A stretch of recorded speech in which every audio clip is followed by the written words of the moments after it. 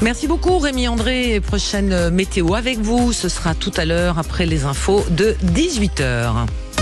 Les vraies voix Sud Radio, 17h, 19h, Christine Bouillot.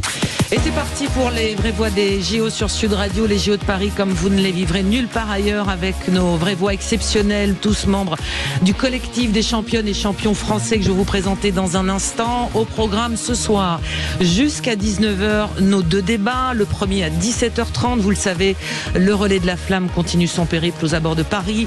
Aujourd'hui, on a eu droit au rappeur Snoop Dogg comme relayeur, ou encore Laetitia Casta, des personnalités certes, mais ne devrait-on pas réserver ce relais de la flamme olympique au seul mouvement sportif et aux sportifs également. À 18h40, du Platini comme on l'aime, le football n'est pas une discipline olympique. Platoche s'est lâché hier dans les colonnes de Midi Libre. À 70 ans, l'ancien capitaine des Bleus dans les colonnes de notre confrère ne voit pas l'intérêt de ce tournoi de foot où les meilleurs joueurs du monde ne sont pas là. Alors d'accord, pas d'accord, vous réagissez, et nos comptes Twitter, Facebook, TikTok et également sur YouTube, vous pouvez réagir. Nos vraies voix des JO exceptionnels aujourd'hui, et on va les saluer. D'abord Daniel Sangouma, bonsoir Daniel. Bonsoir. Ex-détenteur du record mondial du 100 mètres de 1990, si je ne me pas trompé, à 2005, c'est ça ?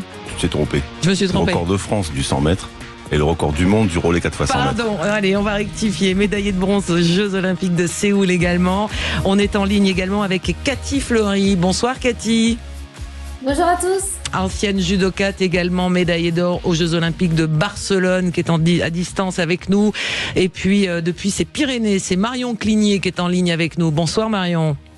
Salut, bonjour à tous. Alors, cycliste évidemment, double médaillé d'argent aux Jeux de 96 et 2000. Et également avec nous en studio, un débatteur qu'on connaît bien, c'est un fan de sport, Ergun Topaslan. Bonsoir Ergun. Bonsoir, champion de district 2 en Meurthe-et-Moselle. Et président, vice-président de Territoire et Progrès. Et puis également, je salue Antoine Mazer, qui est avec nous tous les soirs pendant cette période. Bonsoir Christine. Bonsoir Antoine.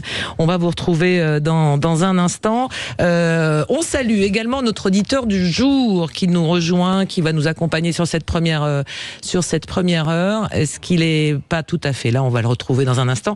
Petite question à mes amis champions. Vos médailles, vous savez où elles sont? C'est depuis hier, on se pose la question. Vos belles médailles. Daniel. À la maison. Bien cachées?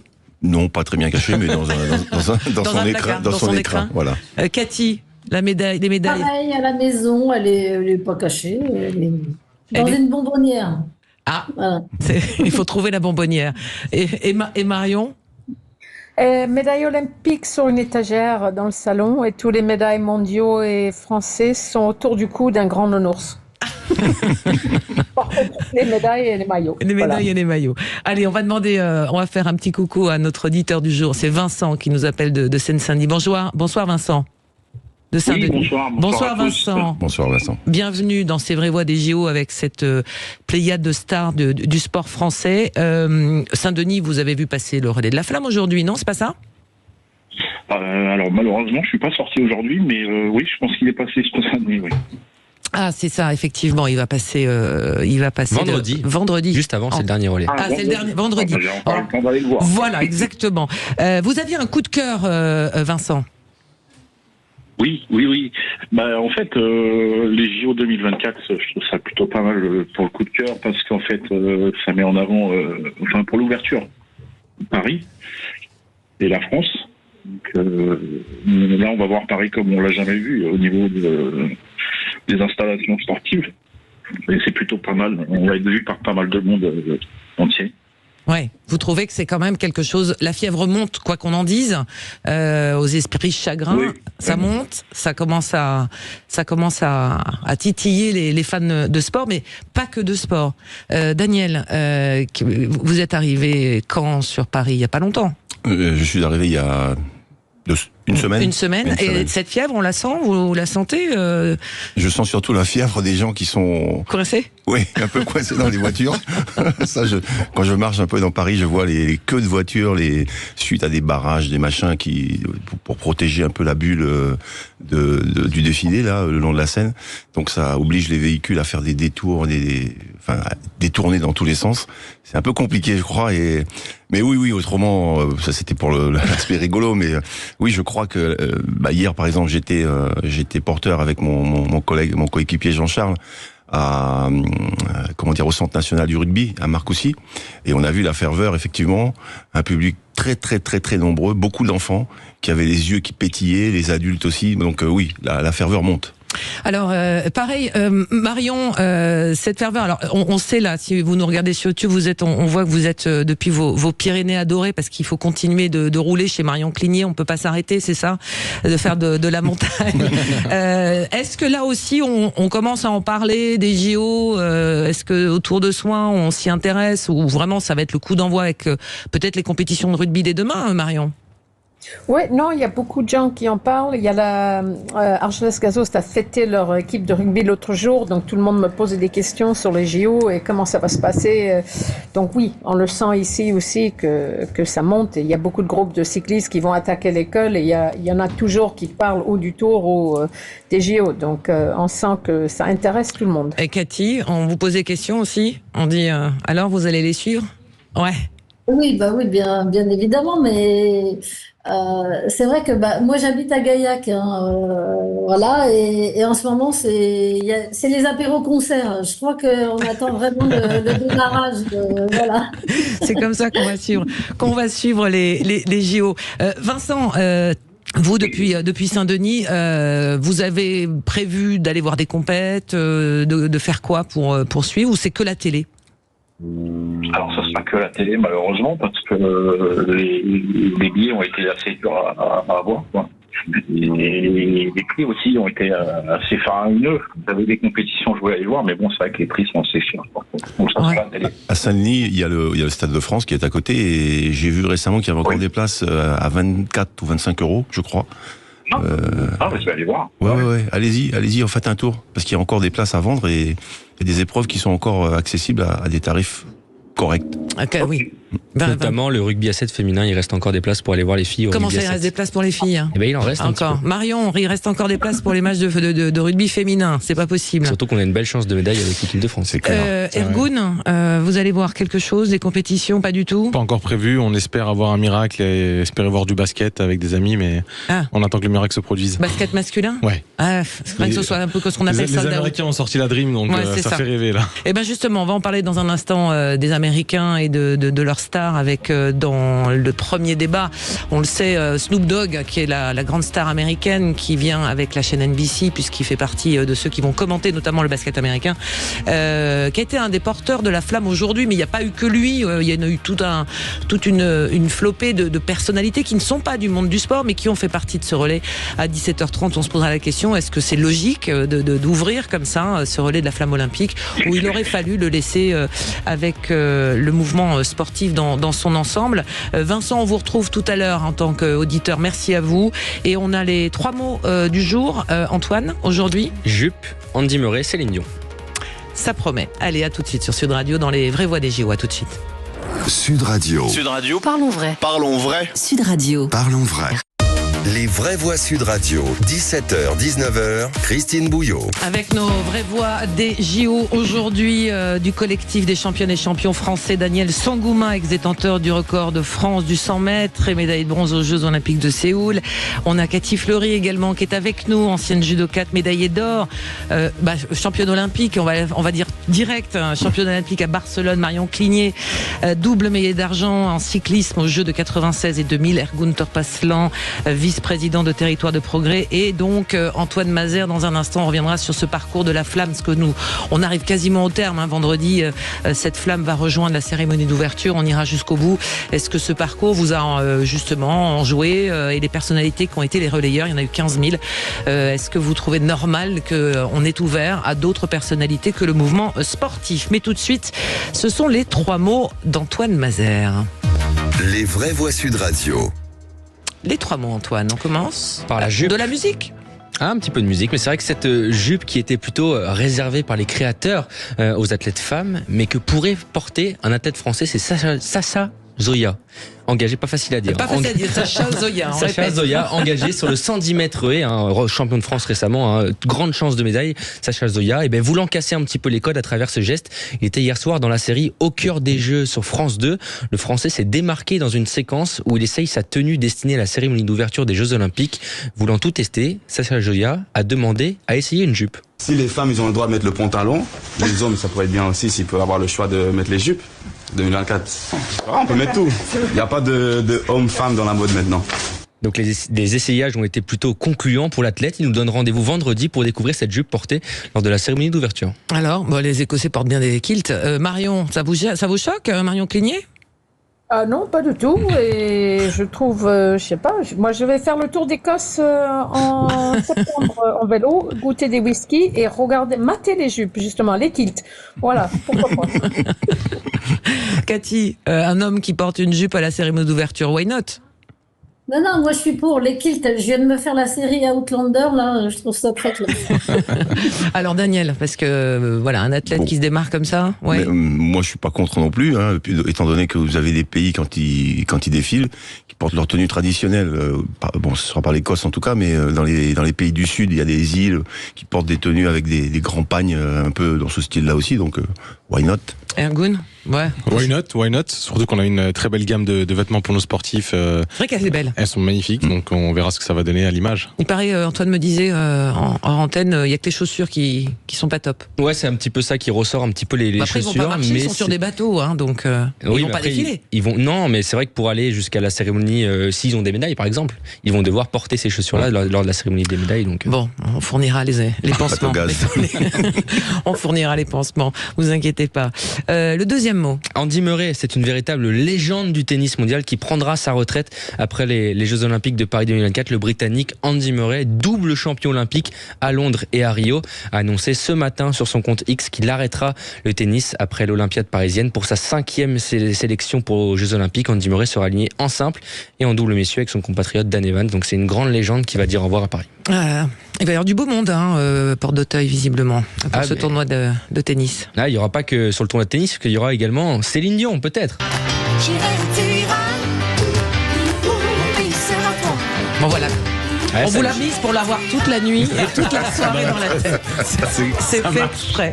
Ça y est, la chanteuse est arrivée dans la capitale française ce matin, aux alentours de 11h15 au Bourget, 3 jours avant la cérémonie d'ouverture des Jeux Olympiques. Alors la question que tout le monde se pose maintenant, fera-t-elle partie de la cérémonie? Va-t-elle remonter sur scène pour la première fois depuis 4 ans? En tout cas, selon nos informations, la chanteuse sera bien présente, ainsi que Lady Gaga, qui est actuellement à Paris, et Aya Nakamura. Et elle devrait chanter. Et oui, elle devrait chanter. Alors, ce casting, Ergun.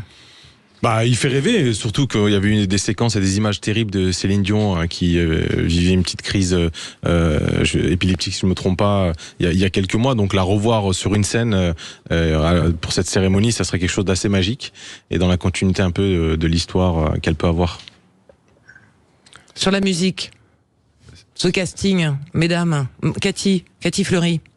Ah oui, moi je suis plutôt fan de Céline Dion. J'aime beaucoup. Je l'ai vue à Atlanta aussi. Elle a chanté à la cérémonie d'ouverture d'Atlanta en 96. Ah ouais. La chance. Marion. Ouais, je suis plutôt Lady Gaga ou pourquoi pas Alanis Morissette, quelqu'un qui est déjà peut-être. Un peu trop pour moi, mais bon, pourquoi pas. Et Aya Nakamura. Oui, moi je préfère. Qui va chanter La vie en rose? Top. Non, je sais pas, je dis ça, mais j'en sais rien. Je suis pas dans le secret des yeux. Top. Je vais pas faire Je se rappelais quand comment il s'appelle, Serge Gainsbourg avait chanté la Marseillaise en reggae. Ça a été un tollé, mais en fait, quand vous écoutez les paroles, la chanson, c'est juste top, quoi. Moi, j'adore. Donc, on est dans cette tradition. Il faut. Il s'annonce, en tous les cas, il y a tellement de mystères autour de cette cérémonie. Je rajoute également qu'il y a pour l'instant une grève qui plane sur cette cérémonie d'ouverture, puisqu'il y a un syndicat qui demande à nouveau une prime exceptionnelle, ou en tous les cas un ajustement des primes entre les différents acteurs de cette cérémonie. Donc les négociations sont en cours, elles sont pas terminées. C'est ce qu'on a appris juste avant d'entrer dans cette émission. Donc on verra à la suite. On n'a pas beaucoup de marge de manœuvre. Le ticket est déjà à 4 €. Là, ça va être compliqué de pouvoir financer les augmentations de salaire encore. Bon, on verra ça après. On fera les comptes à la fin, comme on dit, à la fin du bal. Céline Dion, donc Lady Gaga et Andy Murray. Voilà les 3 mots pour cette actu JO. Merci beaucoup. On vous retrouve tout à l'heure, mon cher Antoine. Et dans un instant, on va ouvrir notre débat concernant le relais de la flamme. Mais tout de suite, comme il n'y a pas que les JO dans la vie, on va effectivement retrouver notre invité sur la question de l'arrestation. On l'a appris aujourd'hui de Paul Watson. C'est ce militant écologiste. Les vraies voix Sud Radio. Il n'y a pas que les JO dans la vie, avec aujourd'hui une grosse mobilisation internationale qui s'est donc mise en place, puisqu'on a appris que le militant écologiste et fondateur de l'ONG Sea Shepherd, qui milite et qui travaille pour la préservation des océans, a donc été interpellé dimanche par les autorités danoises alors qu'il participait à une action pour empêcher les opérations de capture de baleines dans les eaux du Groenland par un navire japonais. Il risque une extradition au Japon, où on sait la justice est impitoyable, de longues années de prison, voire même la peine de mort. Alors depuis dimanche, une mobilisation mondiale exceptionnelle s'est mise en place avec des pétitions. On demande également au chef d'État d'intervenir, et notamment Emmanuel Macron. On en parle avec notre invité Lamia Mselali. Bonsoir. Bonsoir. Présidente de l'association Sea Shepherd France. Aux dernières informations, que savez-vous?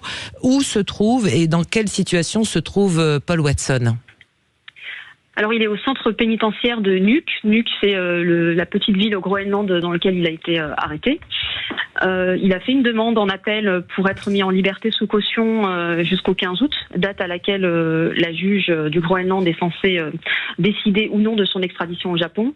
Et son appel a été rejeté. On a eu la nouvelle aujourd'hui. Donc, il est maintenant en prison au moins jusqu'au 15 août. Qu'est-ce qu'on lui reproche ?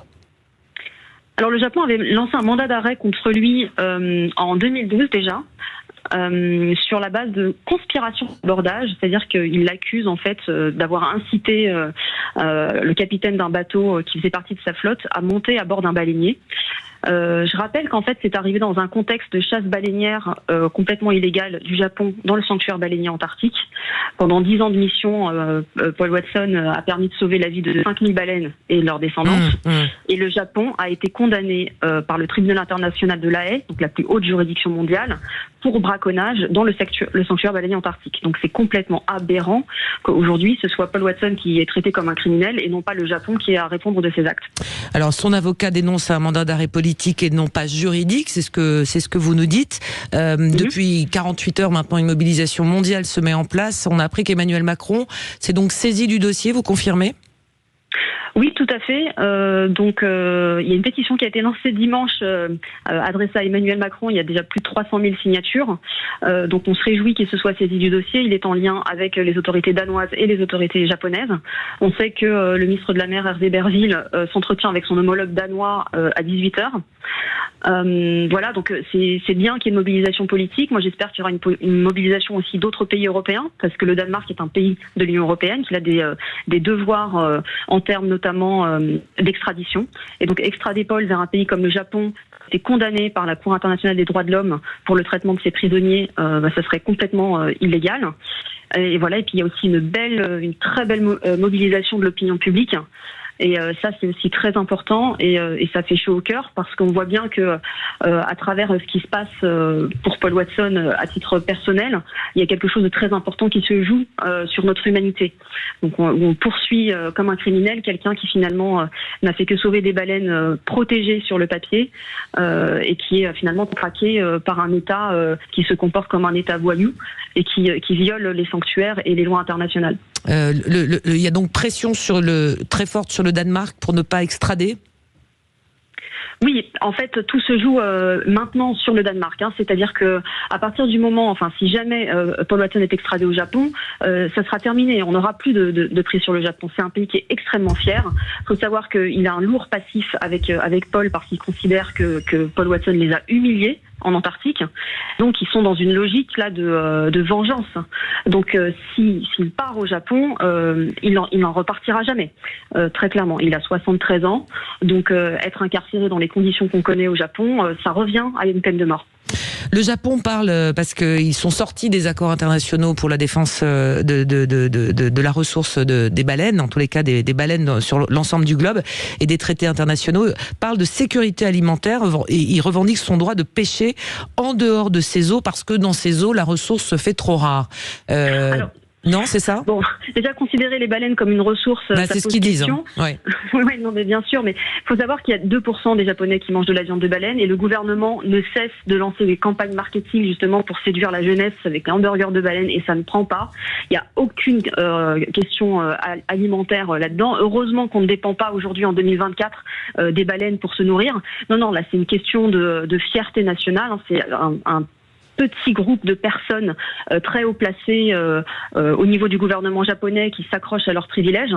C'est une industrie qui est hyper subventionnée, qui est complètement déficitaire, qui se fait au détriment finalement de l'argent public des Japonais, avec encore une fois une population japonaise qui boude complètement cette viande. Donc non, on est vraiment sur quelque chose d'ubuesque à tous les niveaux. Les conditions d'arrestation, on a vu des vidéos tournées sur les réseaux sociaux, posent beaucoup de questions. Oui, parce que ça s'est pas fait dans les règles du tout, puisque c'est un faux prétexte qui a été évoqué pour monter à bord. La police danoise a dit qu'il venait faire en fait un contrôle banal d'identité des passeports des membres d'équipage, ce qui se fait traditionnellement quand un bateau arrive à quai. Sauf qu'une fois à bord, ils ont sorti ce mandat d'arrêt, ils ont sorti les menottes et ils ont arrêté Paul Watson. Donc ça déjà c'est un énorme vice de procédure.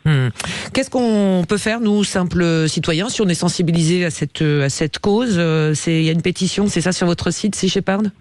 Alors, il y a une pétition effectivement qui s'adresse à Emmanuel Macron, mais on va lancer une autre pétition à dimension nationale et internationale pour demander à l'arrêt de son extradition, parce que la pétition qui circule actuellement, elle s'adresse à Emmanuel Macron qui y a déjà répondu, du coup, qui fait sa partie du job.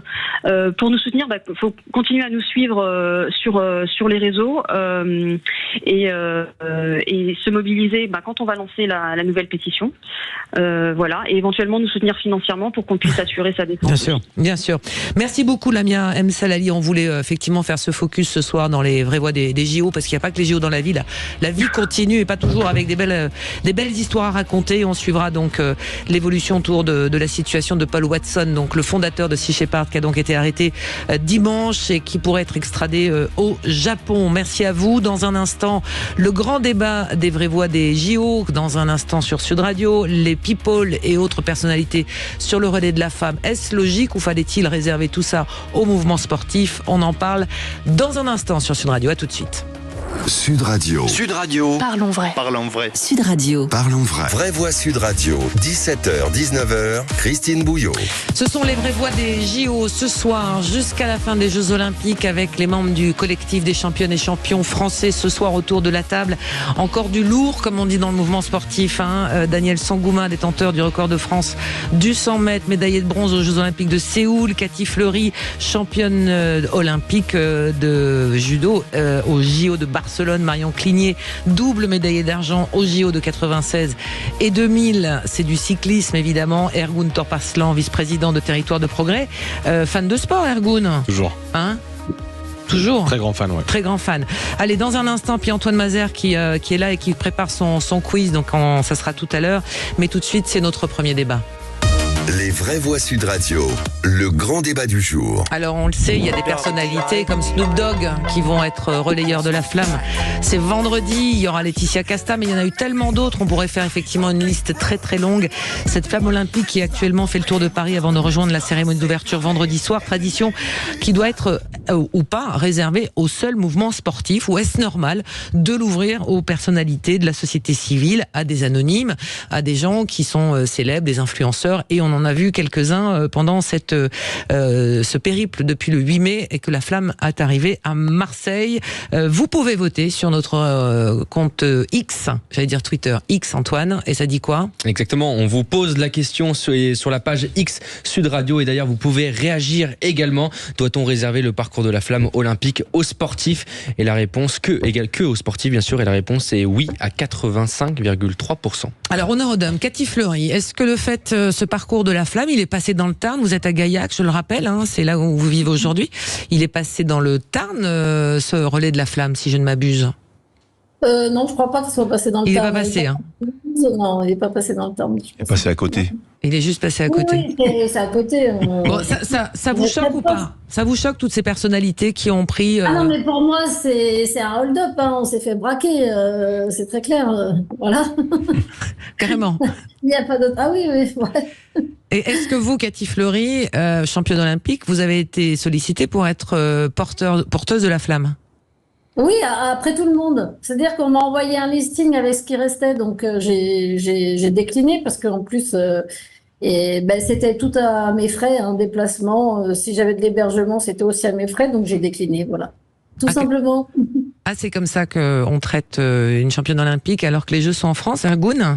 Oui, c'est un peu dommage. Après, moi, je suis plutôt pour le fait de pouvoir faire porter cette flamme par des personnalités, parce qu'en termes d'image et de représentation de notre population et de notre histoire, je trouve que c'est un peu plus impactant. Voilà, voir des Jamel Debbouze, bien des personnalités pas connues et non engagées dans le secteur du sport se mobiliser pour ce grand événement qui arrive une fois tous les 100 ans pour notre pays. Je trouve qu'en termes d'image et en termes de cohésion, un peu d'unité, c'était plutôt pas mal. Et en tout cas, je pense que c'est plutôt une réussite quand on voit l'engouement populaire, y compris dans les zones de quartiers populaires. Il y a par exemple des Mousse Camara qui ont porté la flamme. Ça a créé tout un engouement autour de cela et ça a peut-être un peu amené les gens à s'approprier ces jeux. Alors, ça dépend qui portait la flamme. Marion, Cligné. Cathy. Ah non, mais là, j'ai réagi. J'entends bien ce qu'on dit, mais c'est un sens unique. Quand est-ce qu'on nous invite à Cannes, à la cérémonie des Césars? Jamais. Alors, bon, ça va bien. On est toujours les dindons de la farce, quoi.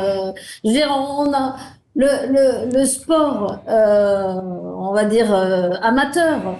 Voilà, on a un espace médiatique une fois tous les 4 ans et on nous le braque, quoi. Voilà. C'est simple. Mais dans l'autre sens, j'aimerais bien qu'on nous rende l'appareil, mais j'ai pas du tout le sentiment que ça se passe, quoi. Voilà. Cathy, donc ça c'est dit, mais effectivement on peut se poser la question. Ben oui, c'est pas faux. Argument très juste. Marion Cligné, des personnalités comme ça qui sont pas forcément issues du monde sportif, bonne ou mauvaise chose? Écoute, j'ai un aveu à faire. J'étais obligée de faire un Google pour savoir qui était ce fameux Jules qui l'a porté ou allumé le chaudron, j'en sais rien. Absolument aucune idée qui est ce garçon, mais j'étais pas impressionnée par lui. Après, 1 sur 1000 ou 1 sur 100, pourquoi pas? Quelqu'un qui est iconique, qui représente aussi le sport. Snoop Dogg, il va commenter le basket, donc quelque part il y a un sens, mais bon... moi, je suis d'accord avec Cathy, il faut que ça aille dans les deux sens. Elle est quand même championne olympique, la première femme qui a entraîné aussi d'autres championnes olympiques, qui a fait beaucoup pour son sport et elle n'était pas contactée. Quand elle était contactée, il fallait qu'elle y aille à ses frais. C'est un peu du grand n'importe quoi. Ouais. Alors Daniel, parce que Daniel, il est autour de cette table un des rares à avoir porté la flamme, c'était hier. Marion l'a porté aussi. Marion? Oui, Marion l'a porté. À Lourdes. À Lourdes?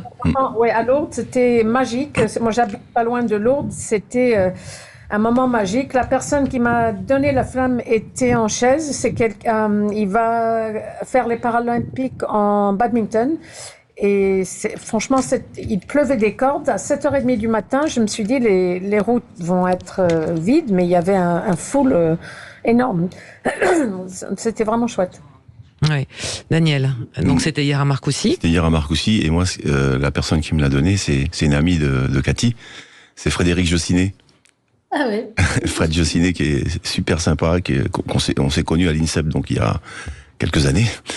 Alors sur le principe, moi je suis pas contre qu'il y ait des personnalités autres qui le fassent, mais d'abord prioritairement, ça aurait dû être tous les médaillés olympiques à minima, je dis bien, parce que par exemple si on prend Cathy Fleury qui nous dit qu'elle a reçu une invitation, ce que vous nous dites, hein, Cathy, oui. A posteriori avec assez frais. Mais et puis, la première des choses, les premiers à être concernés, ça aurait dû être les médaillés olympiques déjà pour commencer. Ça c'est facile à retrouver a priori. C'est super facile, hein. Et tu vas sur Wiki, tu tapes médaille olympique français, hop, t'as toute la liste. Et il n'y en a pas beaucoup, hein. Il n'y en a pas beaucoup parce qu'il faut se rappeler que les meilleures sessions olympiques, c'est 40 médailles, hein, à peu près. Hein. Donc si on fait ça, si on remonte à allez, 1948, puisque le plus ancien médaillé français, il est de 48, il est toujours vivant, hein. Ça nous fait à peine 1000 personnes. Sur 11 000 porteurs, je pense que ça, c'était même pas la peine de se poser la question. Il fallait y mettre tout le monde. Évidemment. Tout le monde. Et après, voir avec, effectivement, le mouvement sportif, les autres, les sports qui ne sont pas olympiques, hein, on parle toujours de notre ami, Patrice, j'ai un trou de mémoire. Qui ça? Quel sport? Patrice Martin. Voilà, ouais. pardon, qui m'excuse. Ça arrive. L'émotion. Patrice Martin, bon, qui est multiple médaillé mondial, qui a gagné, je sais pas, 10-12 titres de champion du monde. Bah, lui aussi, il aurait dû faire partie de cette... J'ai vu un post aussi passer, Stéphane Caristan, par exemple. Qui a quand même porté les hauts et les couleurs de la France et de l'athlétisme. Créteil l'a oublié, quoi. Oui, et puis Joe Maizetti, Yahvé Kahar, Joseph Mahmoud, Ouais. Yahvé Kahar en Normandie, il y en a d'autres. Hein, je trouve ça totalement indécent. Est-ce qu'on sait que, alors il y a dans le COJOP en tous les cas qui avait soumis 3 critères pour la nomination des relayeurs. Il fallait que ce soit dans le monde sportif, illustre ou anonyme, qu'il soit dans un univers collectif, personnes plutôt engagées, ou des personnes qui représentent leur territoire, des représentants locaux. Ça paraît pas délirant comme critère de sélection. Non. Bon, après il y avait peut-être des personnes, on se posait la question de pourquoi elle. Enfin, par exemple, l'arrivée à Marseille, c'est vrai qu'on s'est posé la question pourquoi pas Zinedine Zidane. Oui. Alors, c'est peut-être lui le dernier relayeur. Surprise, à voir, mais c'est vrai que c'était la question s'est posée. Après, je trouvais que c'était intéressant l'arrivée à Marseille parce que malgré tout, Jules a fait en sorte qu'il y a beaucoup de jeunes qui ont suivi un peu cette cérémonie-là, qui ont repartagé les images qui étaient liées à ça. C'était pas l'arrivée musicale la plus excitante pour ma part, mais en termes d'image, encore une fois, l'arrivée par les bateaux, etc., c'était très très beau au niveau du Vieux-Port. Donc pour l'instant, c'est quand même une très belle réussite, ce parcours de la flamme sur notre territoire. En termes d'engouement, Marion, vous le disiez, à Lourdes, il y avait du monde? Oui, c'était blindé.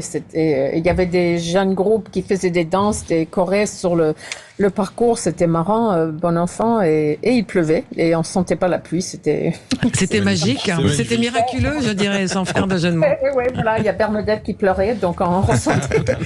Qu'on soit d'accord, il n'est pas question là de dire qu'on ne veut pas de Snoop ou je ne sais pas qui, ou Jules ou quelle personnalité. C'est pas ça la question. La question, c'est de simplement respecter la thématique. On est sur les Jeux Olympiques, on est dans le sport, et les sportifs qui ont brillé, qui ont fait en sorte que la France puisse obtenir ces Jeux quelque part, puisque c'est ça l'héritage.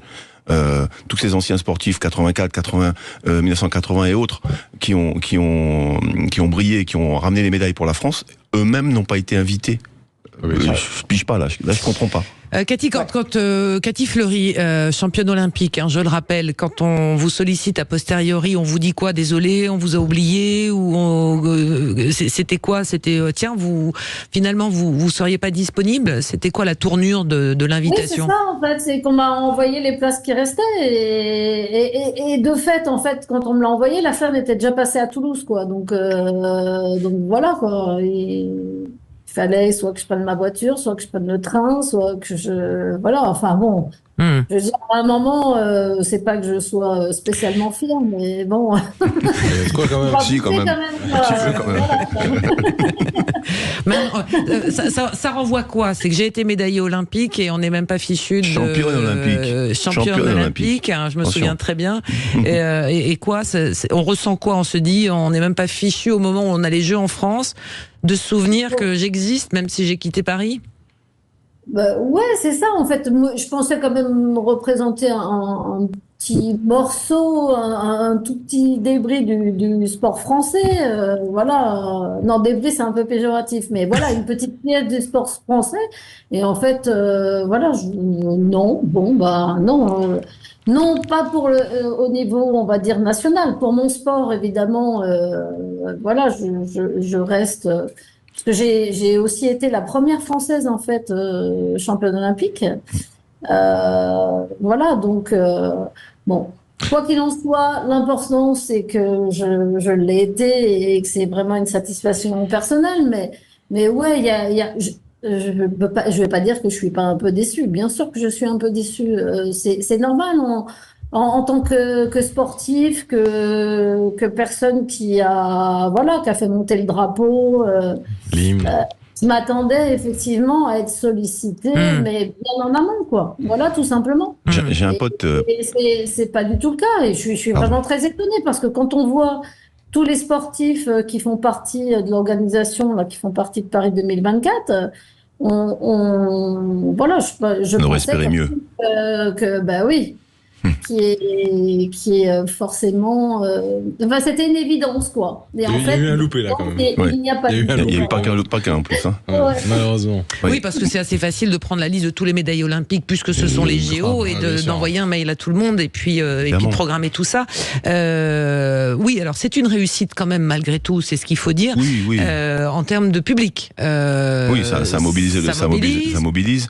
Mais moi, j'ai un copain qui est un ancien athlète anglais, qui était en équipe d'Angleterre, qui a fait les Jeux comme moi, et qui m'a posé la question. Il m'a dit, mais pourquoi je vois pas un tel. J'étais bien embêté qu'on lui explique. Surtout que mon anglais est assez approximatif. Sur les anciens sportifs ou les anciens médaillés, il y a peut-être l'après-carrière qui est un peu plus accompagné dans d'autres pays. Chez nous, ça c'est clair, oui. On oublie très très vite nos sportifs. C'est pour ça qu'il y a d'ailleurs, j'avais lu un article là-dessus, beaucoup de sportifs qui vivent des retraites très compliquées psychologiquement et mentalement. Et financièrement. Parce que ça vient s'ajouter à tout cela. Donc effectivement, contrairement à l'Angleterre, aux pays anglo-saxons, américains, où on les retrouve très régulièrement dans l'actualité ou autre. Chez nous, c'est un peu plus compliqué. C'est vrai qu'on avait quand même eu un contre-signal avec la nomination de Tony Estanguet. On se dit peut-être que les choses vont un petit peu changer en étant un ancien sportif également qui prend la tête de l'organisation de ces JO, qui n'était pas complètement naturel non plus. Mais bon, malheureusement, on voit qu'il y a des loupés qui sont assez désolants quand même pour notre pays, il faut le dire. C'était aussi une opération qui coûtait beaucoup d'argent à organiser, donc il y avait aussi des contraintes financières. Est-ce que le côté influenceur rentre dans la balance et l'un n'empêche pas l'autre. L'un n'empêche pas l'autre. Il y a 11 000 porteurs. Oui. Sur 11 000 porteurs, si on n'est pas capable de prendre déjà les sportifs les plus représentatifs de notre pays qui ont ramené les médailles pour les Jeux, entre autres, mais pas que. Parce que si vous prenez un Yannick Noah, il n'a pas fait les Jeux, et pourtant c'est une icône du sport français. Patrice Martin, comme je citais tout à l'heure, ou d'autres, c'était normal qu'ils soient inclus dans cette démarche. Mais là, on trouve le moyen d'occulter nos plus grands représentants du sport. Cathy, championne olympique, et comme je vous ai dit tout à l'heure, il y avait Carr, vice-champion olympique, ou Joseph Mahmoud, vice-champion olympique. On les attend encore. On les attend encore. On leur dit pas de prendre leur hôtel, quoi. Je veux dire, c'est complètement fou, quoi. Et on leur dit pas de prendre leur hôtel. Incroyable. Ce qui est assez incroyable. Alors, parce que c'est ce qui nous anime aussi, on change pas de sujet, mais c'est ce qui nous a animé aussi. C'est toujours suite, on va parler de Michel Platini tout à l'heure dans le deuxième débat, mais Michel Platini dans cet article et cette interview qu'il donne à nos confrères de Midi Libre, où il y va pas par quatre chemins, il est vraiment en roue libre, Michel Platini. Il parle du dernier relayeur de la flamme et celui qui allumera la vasque, en tous les cas, qui sera le dernier à allumer le chaudron lors de la cérémonie d'ouverture. Il dit ça ne peut être qu'une personne, c'est Zinedine Zidane. Alors il y a grand débat au sein de la rédaction et de Sud Radio. On a lancé des paris. Pour vous, ce dernier relayeur, qui peut-il être ou qui peut-elle être éventuellement? Qui va commencer? Marion Cligné. Vous montez pas à Paris, Marion, pour vendredi? Si. Je pars. Oui, j'y serai en direct avec vous la semaine prochaine. Oui. Qui pourrait? J'avoue que j'ai un blanc. Je sais pas. Pour moi, ça serait pas spécialement Zidane, parce que je pense plutôt à un athlète qui a fait les Jeux, qui a marqué les Jeux. Et ouais, j'ai un blanc. Donne-moi quelques secondes. Alors, je vais vous laisser réfléchir quelques minutes, mais je vais poser la question à notre auditeur du jour qu'on va retrouver tout de suite et après pour le quiz, Vincent, depuis Saint-Denis. Vincent, sur ce relais de la flamme, le dernier porteur pour vous, ça devrait être qui? Alors pour moi, une icône pour les JO, ça serait plutôt Marie-Josée Pérec. Marie-Jo Pérec. Son nom revient beaucoup. Je peux pas lui dire le contraire. Mais moi, je trouve que ça serait vachement bien pour qu'on casse un peu les codes, qu'il y ait non pas un, mais deux. Un homme, une femme. Oui. Marion, ça serait sympa. Ça serait sympa. Ouais, tout à fait. Cathy Fleury. Oui, je pense que ce sera sûrement le cas de toute manière. Qu'il y aura une femme comme là, les porteurs de drapeaux, voilà, il y a un homme et une femme. Et moi, oui, dedans, je pense qu'obligatoirement. Donc, du coup, on aurait Zizou et Marie-Jo. Zizou et Marie-Jo. Ça a de la gueule. Ça serait pas mal. Moi, je serais quand même plutôt de l'avis de Marion. Alors, j'aurais préféré que ce soit Zizou qui allume le chaudron à Marseille. Ouais. J'aurais trouvé ça logique. Par contre, pour ouvrir la fête des Jeux. On a perdu. Je pense que des Jeux Olympiques, ça me paraît plus logique tout de même. D'accord. Ouais. On a une Ceci dit, je serais moins déçue que de voir Jules allumer le. Ça, c'est resté en travers de la gorge. Voilà, je serais quand même très contente. C'est Zinedine Zidane, bien entendu, c'est un immense sportif, voilà, qui porte des valeurs. Oui, ça n'ira tout de même très très bien. Bon, en tous les cas, on suivra ça et on en reparlera bien évidemment dès la semaine prochaine avec vous tous sur ce relais de la flamme. Vous restez avec nous, Vincent. On va faire un petit quiz sport. Vous avez révisé le sport pour les nuls toute la journée ou pas du tout? Un petit peu. Un petit peu. Bon, vous allez être aidés et pas par n'importe qui, donc bougez pas. On se retrouve juste après ça avec les vraies voix des JO sur Sud Radio. On est ensemble jusqu'à 19h. À tout de suite. Les vraies voix Sud Radio, 17h, 19h, Christine Bouillot. Et on est toujours en compagnie de nos... On discute du relais de la femme et du sport en général. On est toujours avec nos vraies voix des JO, membres du collectif des championnes et champions français, Daniel Sangoumin, Cathy Fleury, Marion Cligné, Ergun Topaslan, qui va bientôt prendre sa carte aussi dans ce collectif après un long footing. Et Antoine Mazer, journaliste à Sud Radio, mais avec notre auditeur Vincent. Vous ne bougez pas parce que c'est l'heure du quiz. Les vraies voix Sud Radio, le quiz de l'actu. Alors c'est pas le quiz de l'actu, c'est les JO pour les nuls ou le sport pour les nuls, mon cher Antoine. Donc on rappelle les règles. Les règles sont très simples. Je vais vous poser une question. Il va y avoir des équipes. On va constituer des équipes. Il faudra donner d'abord, pour éviter, parce qu'il y a un petit peu de monde autour de la table, il y a des grands champions qui vont aller très vite sur les questions. Il faudra d'abord donner son prénom. Avant de répondre, bien donner son prénom, et ensuite on pourra donner la réponse. Si la réponse est fausse, c'est la balle à l'autre équipe. Donc l'équipe A pourra pas jouer. Exactement. Par exemple, on va faire une petite test. Là pour l'instant, on va constituer les équipes et après on fera une petite question test pour voir si tout le monde a bien compris les règles. Vincent, vous avez bien compris les règles, oui. Vincent? Oui. Alors, avec qui voulez-vous jouer parmi nos champions? Daniel Sangoumin, Cathy Fleury ou Marion Cligné? Daniel. Avec Daniel, d'accord, yes. Voilà, un collectif. Et donc, il y aura un groupe de 3, Marion Cligné, Cathy Fleury et Ergun, et moi je compte les points. Exactement, on va faire une première petite question test, on donne son prénom, et ensuite, après, on peut donner la réponse. Si la réponse est fausse, c'est la balle à l'autre équipe. Il faut couper le téléphone. Vincent, il faut couper. Il y a quelqu'un qui l'appelle pour lui donner les réponses. Si je vous dis... Non. Quel est le prénom de l'immense star qui participera aux Jeux Olympiques avec l'équipe de France de rugby à 7? Quel est son prénom? Daniel. Ergun. Daniel. Non. Oui, vas-y, Daniel. Ergun. Merci. J'ai dit d'abord. Non, d'accord. Oui. Merci. Dupont. Antoine Dupont, c'est une bonne réponse. Voilà comment se passe le jeu. Et derrière. C'était pas bien la question tête, parce qu'il demandait un prénom. On va pouvoir y aller. Comme il y a un petit décalage aussi, parce que Marion Cligné et Cathy Fleury sont à distance avec nous ce soir, donc on va essayer de prendre le temps de poser les questions. Allez, c'est parti. Première question. Quelle compétition aura lieu au château de Versailles pour les Jeux Olympiques de Paris 2024? Quelle compétition? Daniel. Oui. Équitation. Je peux répondre? C'est une bonne réponse. Bravo. Vincent, vous aviez la même réponse. Oui, équitation. Dans quelle discipline nous pourrons retrouver les deux frères Alexis et Félix Lebrun? Daniel. Ping-pong. Ah. Peut-être Cathy avec le décalage? Allez, Cathy, à toi. toi. Écoutez, Cathy. Allez, je vais dire tennis de table. C'est une bonne réponse. Bravo. Les Montpellierins. Attention, question histoire un petit peu. Combien de fois Paris a accueilli les Jeux Olympiques dans son histoire, 2024 y compris? Daniel. Cathy. Daniel. Est-ce que notre auditeur veut donner la réponse? Est-ce que Vincent a la réponse? 2 fois. Non, avec Paris. Avec 2024, il a dit. Ouais, avec 2024, c'est une mauvaise réponse. On va donner la parole à Cathy. Cathy et Marion, combien de fois Paris a accueilli les JO dans son histoire, 2024 y compris? Ergun. Non, j'allais dire 3 du coup. 3. C'est une bonne réponse. 1900, 1924 et bien sûr 2024. On est au niveau des points, on est à 2-1. 2-1. Prochaine question. Pour la première fois de son histoire, quel sport fera son apparition cette année? Cathy. Cathy. Breakdance. Le breakdance, c'est une bonne réponse. Oh là. Oh. C'est vraiment dommage de pas lui avoir porté la flamme. Mais quel sport, en revanche, a quitté l'aventure et ne sera pas de la partie cette année? Il y a 2 points à marquer. Daniel. Cathy. J'ai entendu Marion d'abord, Oui. et après j'ai entendu Daniel, mais d'abord on a entendu Marion. Il y a 2 sports à donner, donc il y a 2 points à marquer.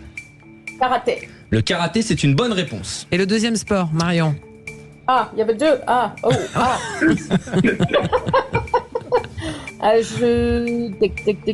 Il faut les 2 bonnes réponses. Quel sport est sorti? On va écouter Daniel peut-être. Et Vincent? C'est un sport américain. Sport américain. C'est un baseball. C'est le baseball. C'est une bonne réponse. Donc ça fait 1 point pour l'équipe de Cathy. Donc 1 point pour l'équipe. On est et Marion. à 4-2 pour l'équipe. En fait, c'est pas le baseball, c'est le softball, c'est ça? Non, c'est le baseball. C'est le baseball même? C'est le baseball. D'accord. D'accord. Ok. Moi, je savais pas qu'ils y étaient, en fait. Moi aussi. Au moins, ils n'auront pas fait long feu. Ils ont fait une apparition furtive aux JO de Tokyo. C'est pour ça. C'est une balle de match. Attention. Une question qui vaut 2 points. Soit ce sera un match nul, soit ce sera une égalité. On devra faire une dernière question.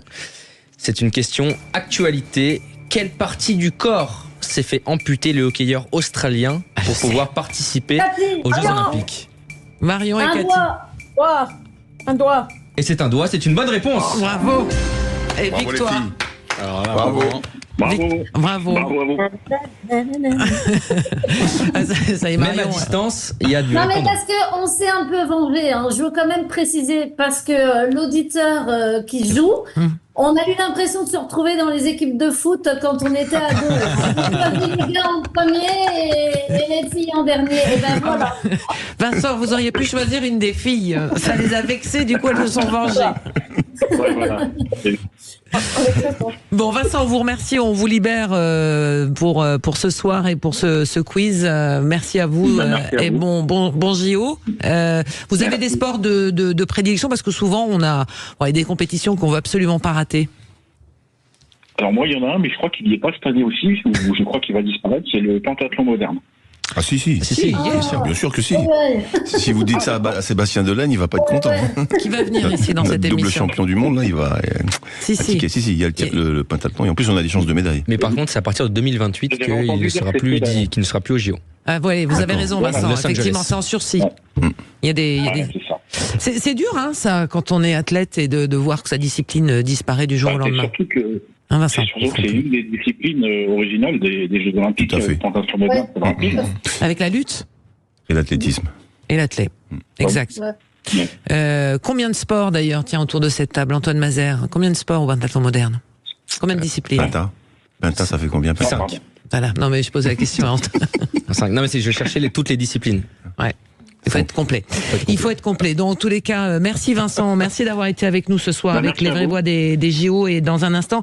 Et d'ailleurs, on vous a pas posé la question tout à l'heure, Vincent, mais ces relayeurs qui sont un peu des personnalités, qui sont des stars, des réseaux sociaux, des people, comme on dit. Vous avez trouvé ça bien ou vous avez vous auriez préféré qu'il y ait un autre choix? Bah écoutez, moi je pense que, comme certains disent, c'est une stratégie des Jeux Olympiques pour attirer un peu plus de monde.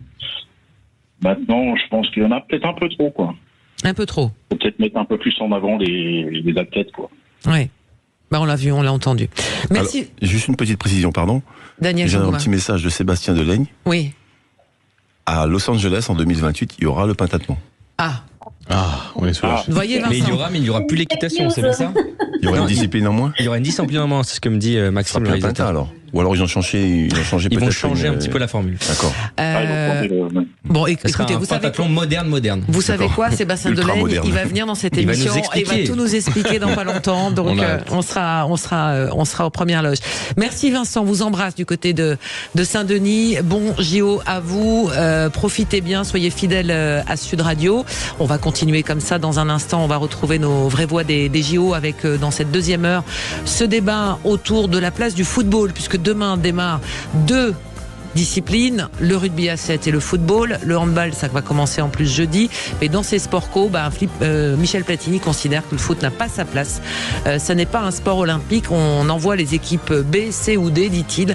Cette interview choc qu'il a donnée à nos confrères de Midi Libre. On y revient avec nos vraies voix des JO ce soir, qui sont Marion Cligné, Cathy Fleury et Daniel Sangouma. Allez, à tout de suite. Sud Radio. Sud Radio. Parlons vrai. Parlons vrai. Sud Radio. Parlons vrai. Faire.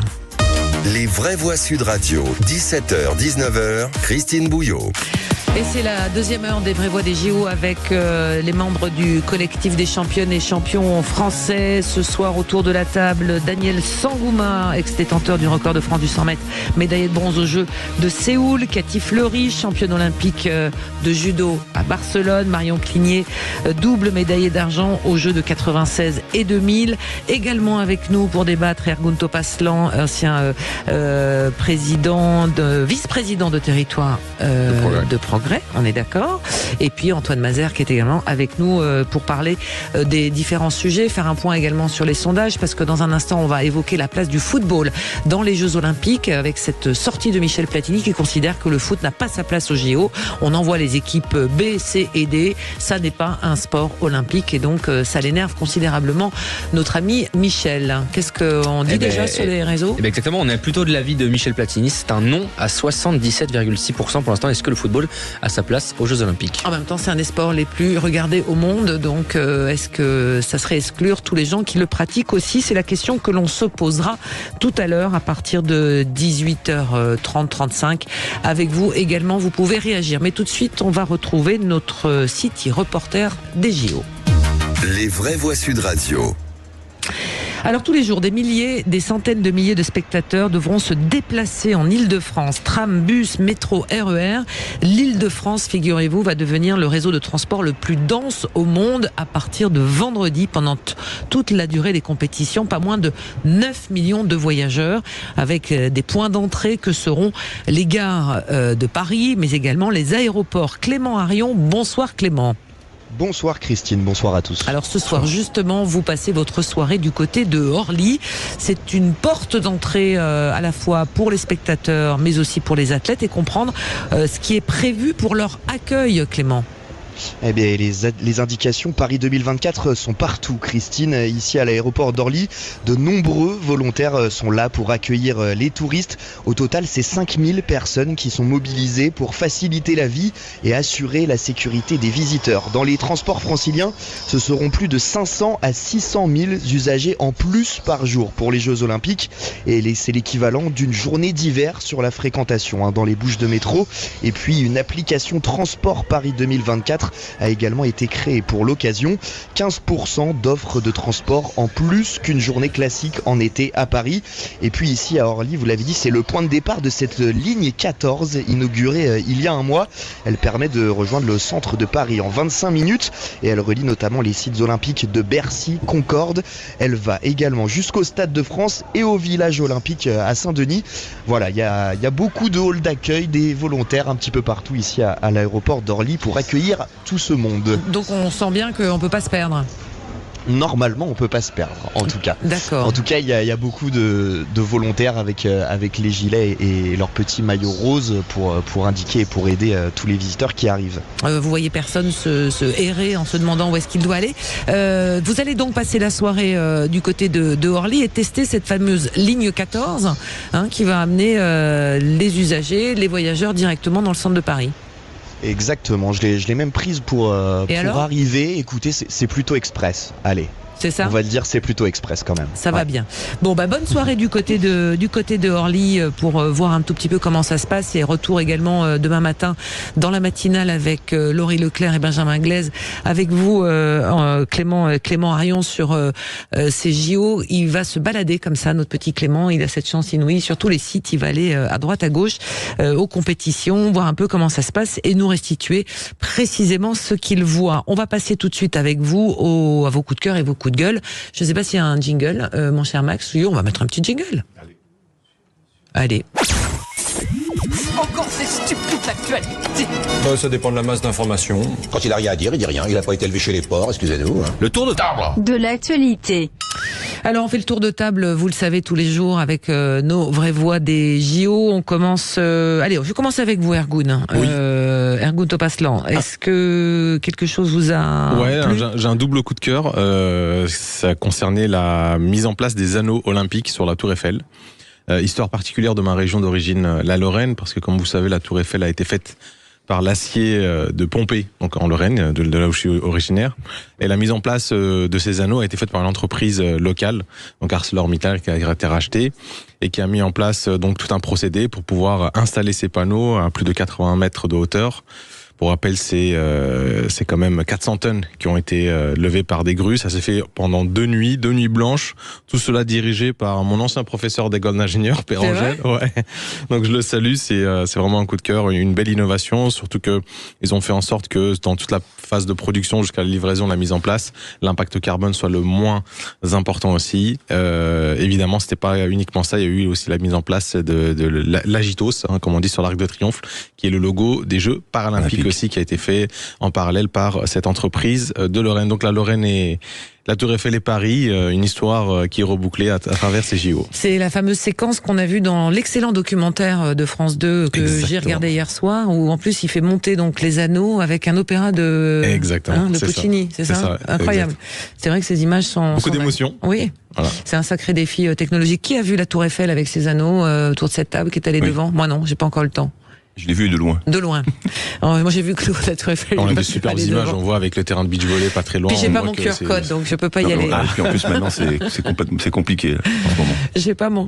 J'ai pas mon QR code. Allez, on va continuer, on va faire une petite pause dans ces vraies voix des JO avec les coups de cœur et les coups de gueule de nos vraies voix des JO, du membre du collectif des championnes et champions français, avec Cathy Fleury, Marion Cligné, Daniel Sangouma dans un instant sur Sud Radio. Vous ne bougez pas, on se retrouve juste après ça. Les vraies voix Sud Radio, 17h, 19h, Christine Bouillot. Avec les vraies voix des JO ce soir, Daniel Sangouma, Cathy Fleury, Marion Cligné, avec leurs coups de cœur et leurs coups de gueule. Avant d'ouvrir notre deuxième débat sur la place du football lors de cette Olympiade, pendant ces Jeux de Paris, on a entendu le coup de cœur d'Ergun sur effectivement le génie français, le savoir-faire français pour... effectivement l'installation de ces anneaux olympiques. On continue avec vous, Marion Cligné. Coup de cœur ou coup de gueule, Marion ? Coup de gueule ? Non. Non, allez, coup de cœur. Allez, on fait un coup de cœur ce soir. Vous avez raison. J'en ai deux. Premier coup de cœur, c'est qu'il y a enfin la parité côté athlète, en tout cas, pour les JO. Qu'il y aura un peloton masculin et féminin de la même distance, et au chrono, la distance sera pareille. Donc ça, c'est une très bonne chose. Je pense en cyclisme ? En cyclisme, voilà. Mais dans tous les sports, il y aura le même nombre d'athlètes, hommes et femmes. 571 athlètes, c'est un record. Et 281 athlètes féminines et 290 athlètes masculins. C'est la première fois qu'il y a eu autant de parité entre les filles et les garçons. Ouais. Je ne savais pas, en revanche, que la distance n'était pas tout à fait la même entre les filles et les garçons à ce point, et que aujourd'hui, c'était donc un exploit de les mettre à la même distance, Marion. C'est uniquement pour la contre-la-montre, mais oui, c'est un exploit. Il a fallu batailler. Pardon ? Il a fallu batailler. Oui. Et deuxième coup de cœur ? Le deuxième coup de cœur, c'est plutôt un wish, comment on dit ça ? Merde, je sais plus le mot en français, mais bon, un rêve, ou un souhait. C'est un souhait que toutes les sportifs, les collègues de rugby de ma génération, les Émile Ntamak, les Gérard Bertrand, les Yannick Bru, les Califano, tout ça, rejoignent le collectif des championnes et champions français qui nous soutient. Que tous ceux qui sont athlètes pro nous rejoignent pour nous soutenir et ils savent ce qu'on vit parce qu'ils ont été amateurs à un moment de leur vie. Donc mon coup de cœur, en fait, c'est de leur demander, avec mon grand cœur, de venir nous rejoindre, nous soutenir. Voilà. Le message est passé. Effectivement, le collectif des championnes et champions français, 600, disait Pascal Aizon, le président hier, que nous avions plus de 600 membres aujourd'hui actifs et avec une volonté de reconnaissance absolue, ce qui paraît dingue, Ergun, quand même, de devoir batailler. Moi, je suis un peu surpris que ça s'est créé aussi tardivement. Je pensais que c'était une institution. Ouais, un collectif qui existait depuis un peu plus longtemps, mais en tout cas bravo pour l'initiative, la démarche. Il faut toujours des précurseurs pour ce genre de grandes aventures et là on a la chance d'en avoir beaucoup autour de la table et donc encore un bravo. On y reviendra sur le statut du sportif de haut niveau. Est-ce que ces jeux, dans une des émissions, vont changer un peu les choses? Elles se sont un petit peu améliorées sur certains points, mais le chemin est encore long. Les hommes et les femmes, c'est évident autour de ça. Donc le message est passé. Si on les a au téléphone un jour, Marion, on leur demandera, on leur passera le message. Cathy Fleury, coup de cœur ou coup de gueule? Les deux, je pense. Les deux. Je vais commencer par un coup de gueule parce que le judo est porteur de médailles depuis de longues décennies. Et on nous a mis dans un stade de 7000 places, un palais éphémère.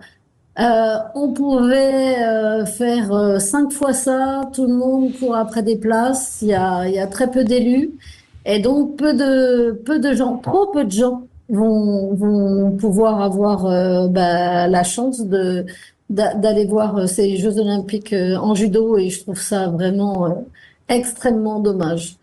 Voilà, les gens du monde entier, en fait, les judokas du monde entier sont à la recherche de place. Il y a, tout simplement, il y a pas on n'est pas accueilli dans une salle à la dimension de notre sport, à l'engouement qu'il y a mondialement pour le judo, et c'est dommage. Les judokas français eux-mêmes, en fait, ne peuvent pas aller regarder la compétition de rêve qui va se dérouler à partir de dimanche, et je trouve ça vraiment dommage. Et dans l'autre sens, voilà. Juste Cathy, juste sur la dimension, le dimensionnement du stade, on est quand même surpris qu'on n'y ait pas réfléchi avant. Enfin, c'est étonnant. On remplit Bercy pour le Grand Slam, enfin pour des compétitions de judo. Il y a quelques années, quand on a eu les Jeux, on devait être à Bercy. Nous, on remplit Bercy rien que pour le Tour de Paris. On remplit Bercy tous les ans sans aucun problème. Ouais, donc nous, dans une structure bien plus petite que Bercy, c'était évident que... Et le monde du judo n'a pas réagi plus que ça? Teddy, si, ils ont réagi. Même Teddy a dit dans les médias qu'il cherchait des places pour sa famille. Oui, bien sûr. La ministre a été interpellée. Si Teddy Riner cherche des places, vous imaginez bien que tous les judokas français sont dans une situation bien plus compliquée que lui. C'est dommage. Et puis mon coup de cœur, ce sera pour l'équipe de France.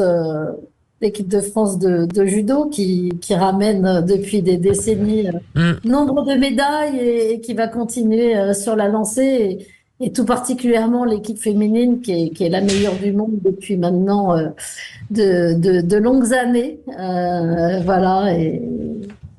Et ça va être forcément magnifique. Oui, on table à la fédération de judo sur combien de médailles dans une séquence olympique idéale? Là, le président de la fédération a annoncé un objectif de 10 médailles. Sur 14 possibles, faut le dire. Non, excusez-moi, sur 15, parce que c'est vrai que là du coup, on n'a pas encore l'habitude. Depuis Tokyo, on a les équipes. Oui, il y a la compétition par équipe. C'est la deuxième fois qu'il y aura les équipes. Donc, il y a 14 athlètes, donc 14 possibilités de médailles d'or, plus les équipes. Ce qui fait 15. Sur 15 possibles en judo. Ça commence très vite, je crois, les épreuves de judo, Cathy Fleury. Non ? Bien sûr, ça commence dimanche. Ça commence dès dimanche. Ça commence samedi, qu'est-ce que je dis ? Samedi, c'est ça. Oui. On fera. Oui, ça s'accélère. Et ça a lieu où ? Un palais éphémère. Au palais éphémère. C'est où? C'est au Champ de Mars. Sur le Champ de Mars. D'accord. Voilà. Ils ont construit un palais là aussi, spécialement pour ça. Mais c'est dommage parce que finalement il y a des stades qui vont résonner un peu vides en matière. On va en parler dans un instant en matière de football. On voit bien, il y a eu aussi le débat avec les basketteurs qui voulaient pas jouer, qui voulaient absolument jouer à Paris. Donc on a envoyé le handball pour les finalités. Donc le monde du handball a dit mais pourquoi nous on va avoir les finales à Lille alors qu'on fait toute la compétition jusqu'à Paris. Donc on voit bien que ça a été compliqué. Il manque des salles à Paris ou pas, Ergun? Je pense pas qu'il manque des salles, mais c'est vrai que pour le judo, s'ils atteignent l'objectif 15 médailles, c'est quand même à peu près la moitié des médailles qu'on a eu la dernière fois. 7000 places, je pense que juste les représentants des fédérations de judo suffiraient dans notre pays pour y aller. Donc je parle même pas des supporters.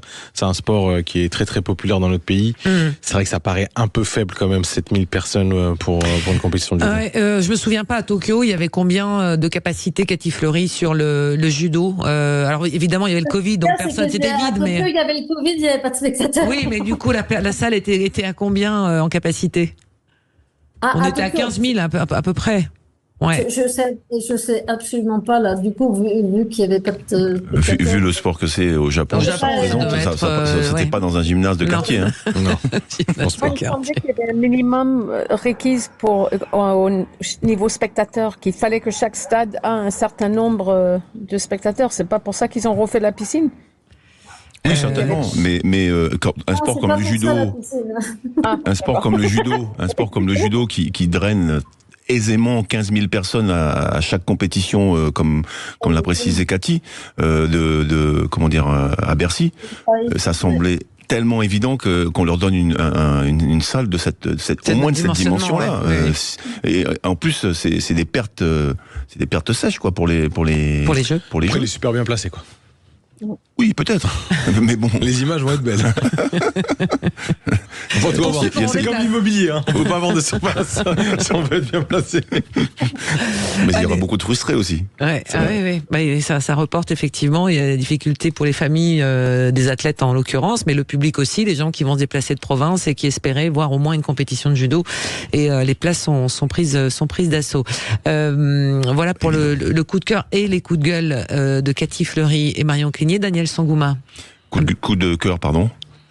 Alors, coup de cœur d'abord pour tous nos athlètes paralympiques et olympiques qui vont rentrer en compétition et qui vont se dépasser, se déchirer, excusez-moi l'expression, pour ces jeux-là à la maison.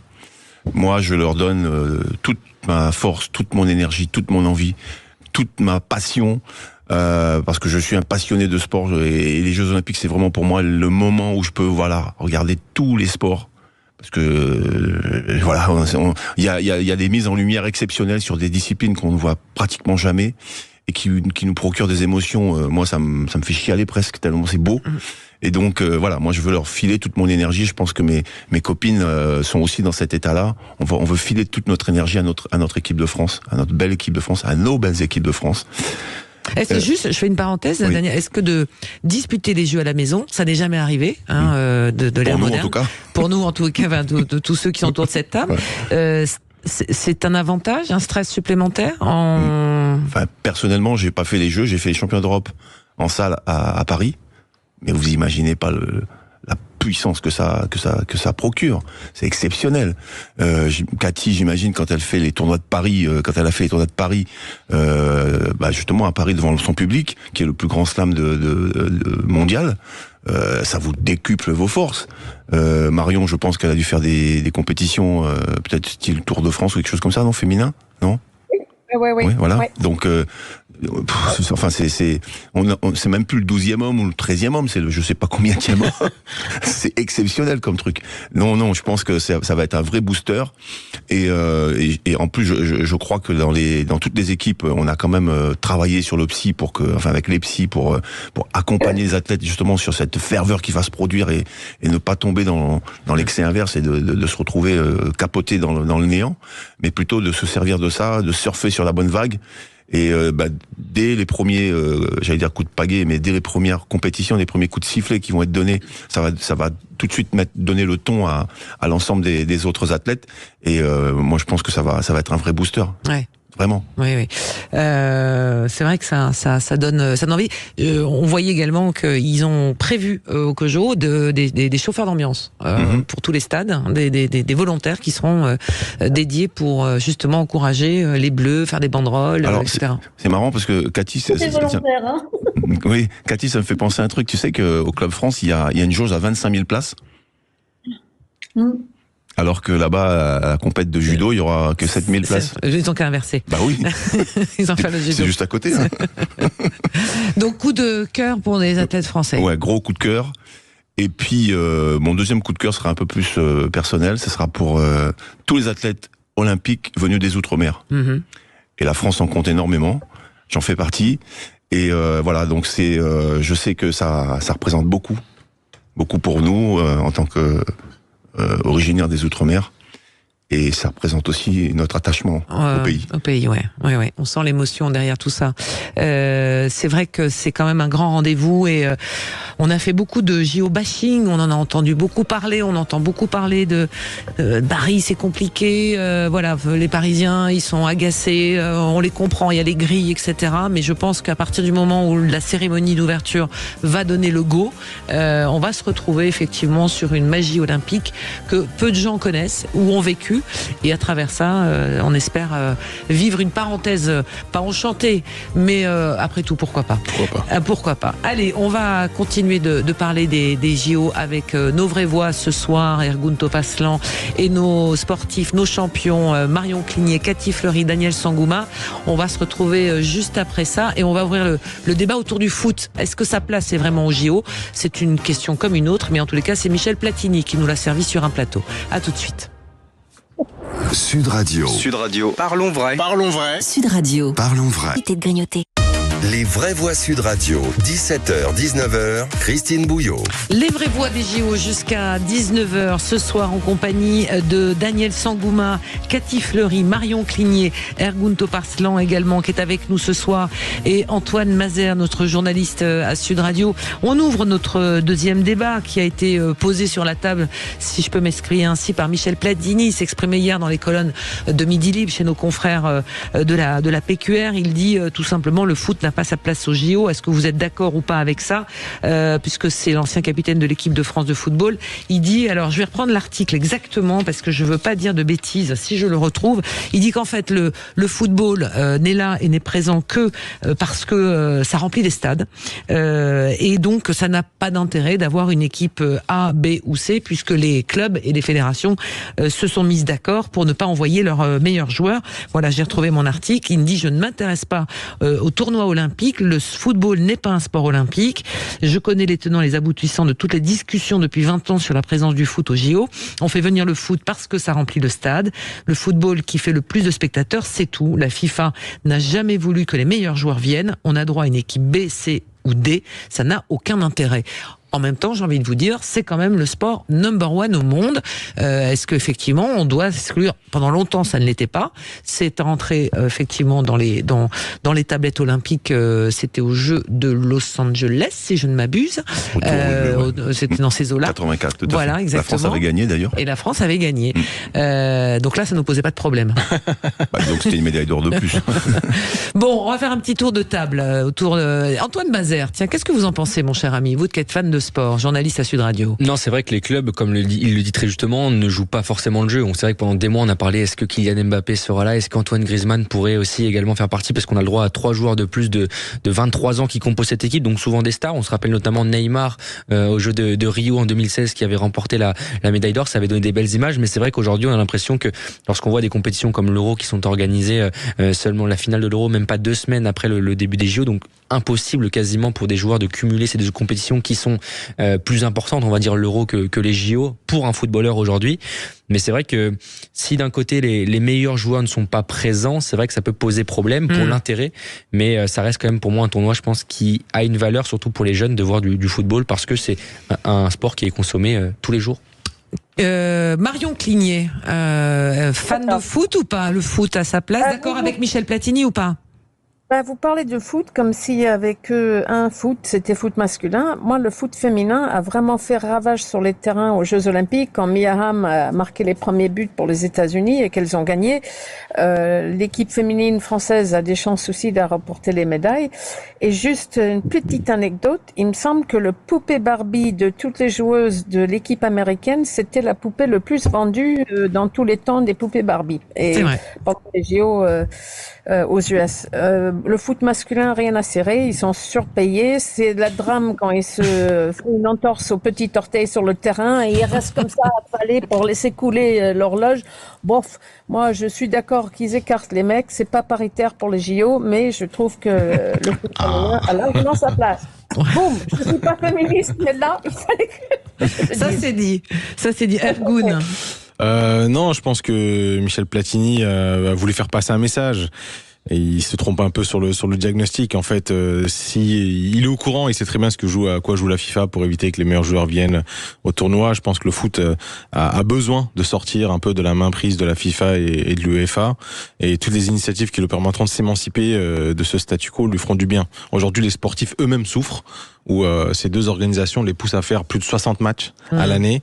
Et ce qui fait qu'en fin de saison, on se retrouve avec des compétitions comme on a vécu la Coupe d'Europe il y a quelques semaines, où les joueurs sont complètement cuits. Championnat d'Europe des nations, les joueurs sont complètement cuits, le spectacle ne l'est plus là, le foot a besoin d'une réforme, on peut plus se permettre de voir des joueurs qui sont sur les rotules à faire des matchs de 125 minutes plus des tirs au but, il y a eu que ça. Ouais, mais enfin, c'est une question d'argent. Enfin, c'est une question de... C'est justement une question d'argent, et c'est ça qu'ils veulent pas laisser le monopole de la FIFA, et ça empêche des compétitions comme les Jeux Olympiques de pouvoir mettre à disposition les meilleurs sportifs de chaque sport. Donc aujourd'hui, encore heureux que le football soit aux Jeux Olympiques. On espère que sur les prochaines compétitions, on pourrait avoir peut-être pas les moins de 23 ans, mais peut-être également les seniors, et surtout que dans l'histoire, les Jeux Olympiques ont permis à beaucoup de stars, de jeunes footballeurs de se révéler. On pense à Messi, Carlos Tevez, même Samuel Eto'o, les pays africains qui ont gagné des titres internationaux. Ça a commencé avec les Jeux Olympiques, le Nigeria, le Cameroun dans les années 2000. Donc c'est pas rien dans l'histoire du foot.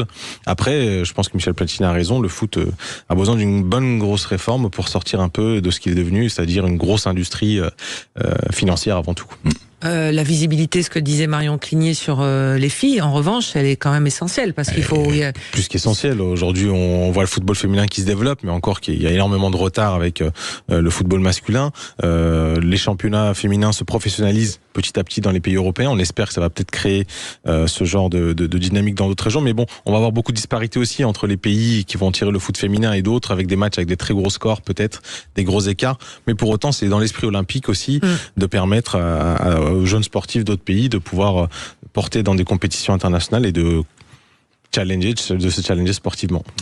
Parce que Antoine Mazère, je me tourne vers vous, il va y avoir des affiches improbables en foot. Oui, c'est vrai que on ne les verra pas en Coupe du Monde, on les verra pas dans les grands rendez-vous de football puisqu'il y a des qualifications différentes. Et c'est ça qui est bien, c'est par exemple comme des pays comme la Guinée qui n'aura jamais sa chance peut-être récemment, qui n'a pas eu sa chance sur des pays comme des grosses compétitions, l'Irak, il y aura également des pays comme l'Israël. Bon, il y a eu beaucoup de polémiques, mais c'est vrai que ces athlètes seront là et c'est vrai que ça donne des rencontres, on va dire intéressantes d'un point de vue international et c'est vrai qu'on a quand même la chance de pouvoir les accueillir dans des stades, des villes de foot. Ça sera quand même dans des villes de foot et là on aura la réponse, savoir si le public répond présent. C'est la question de savoir parce qu'il y a encore des places qui sont à vendre. Oui, je vous dis, il y aura pas beaucoup de 0-0 et d'1-1 comme à l'Euro, vous verrez. Il y aura beaucoup de spectacles et surtout des joueurs qui vont essayer de se montrer et donc un peu plus de spectacle, on va dire. Qui, fan de foot, ira voir demain au Parc des Princes Espagne-Ouzbékistan?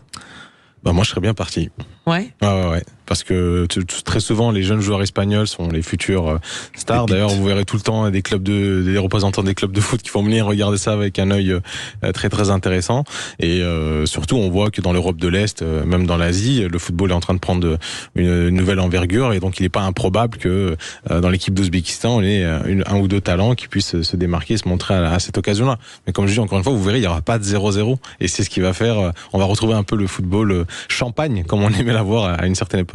Oui, en sachant que le tournoi de football est sur tout le territoire français, donc c'est important de le rappeler. C'est comme ça aussi que on fait une carte de France des Jeux Olympiques de Paris 2024.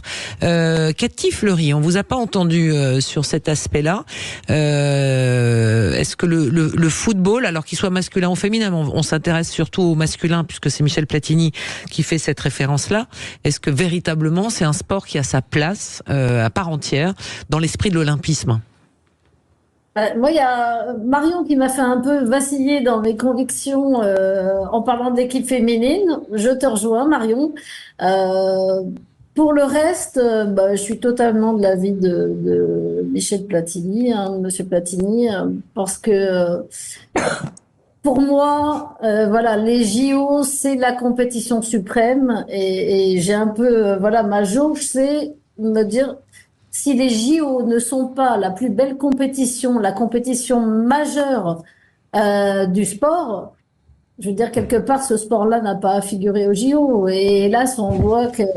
Alors, on nous a retiré le karaté. À un moment, il a été question de retirer la lutte.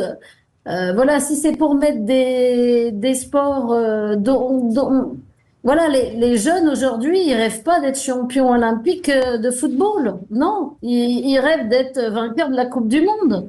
Donc, il y a une compétition bien plus importante que les JO. Et les JO, ça peut pas être une compétition de seconde zone pour moi. C'est pas possible.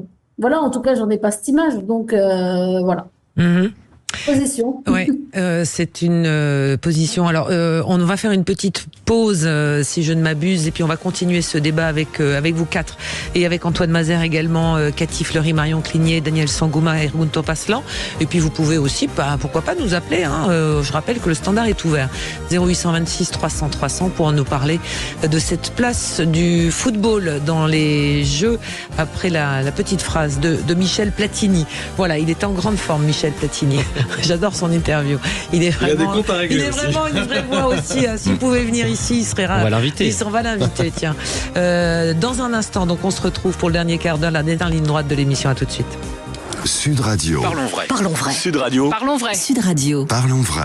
Les vraies voix Sud Radio, 17h, 19h, Christine Bouillot. Et les vraies voix des JO ce soir, toujours avec les membres du collectif des championnes et champions français ce soir avec nous, et c'est toujours un honneur. Marion Cligné, Cathy Fleury, Daniel Sangouma, Ergun Topaslan qui nous a rejoint, Antoine Mazer, journaliste à Sud Radio. On est sur ce débat, le foot n'a pas sa place aux JO. C'est ce que pense Michel Platini. Alors il est bien placé pour savoir comment ça fonctionne dans les instances internationales du football. On a entendu la réserve sur le foot féminin de Marion Cligné, effectivement la position également de Cathy Fleury. Daniel, sport olympique ou pas sport olympique? Parce que dans l'imaginaire des enfants, les JO c'est tous les sports. Donc est-ce qu'on peut enlever le football au-delà de toute considération financière? Personnellement, je suis pas pour. Non pas pour les mêmes raisons que Monsieur Platini, mais dans l'absolu, je suis pas pour. Le foot, pour moi, est un sport à part entière et qui doit être au jeu. La question ne se pose pas quand on parle de basket, par exemple. Depuis 88 maintenant, 92, les professionnels de la NBA jouent et ils ont tous envie de jouer. Vous avez vu l'équipe qu'ils ont cette année? C'est une équipe de malades. C'est l'équivalent de la Dream Team de 92. Au golf, ça se pose pas non plus. La question ne se pose pas. Tous les meilleurs joueurs veulent venir au jeu. Au tennis, c'est pareil. Donc, si on pose la question pour le foot, il faut la poser aussi pour les autres, dans ce cas-là. Tous ces sports pros qui viennent et qui, quelque part, percutent et excluent, par exemple, on a parlé du karaté, ou du squash, par exemple, qui est une discipline qui est pratiquée dans le monde entier, etc. Bon, bref. Pour moi, si on commence à rentrer dans ce débat-là, on va vite aller dans le mur, quoi. Après que la fédération française, la fédération internationale, de football, la FIFA se positionne en disant, écoutez, nous les jeux, c'est bien, mais bon, c'est pas plus que ça. Je trouve ça dommage. Je trouve ça dommage et même dommageable parce que en fait, on fait passer la discipline tout d'un coup pour une discipline un peu, hautaine, etc. Et malheureusement, les joueurs, je pense que eux, ils auraient bien aimé. Mais l'organisation de leur sport et de leur compétition fait que c'est physiquement pas possible. À un moment donné, quand tu fais 60 matchs par an et c'est pas 60 matchs de 10 minutes, le corps il dit non. La NBA elle a trouvé des solutions. entre autres, mais la Fédération internationale aussi, pour faire en sorte que la NBA, le championnat le plus important du basket américain, et les autres championnats internationaux, européens, etc., puissent trouver un terrain d'entente et s'accorder sur cette trêve olympique, un peu comme on dit, au niveau sport également.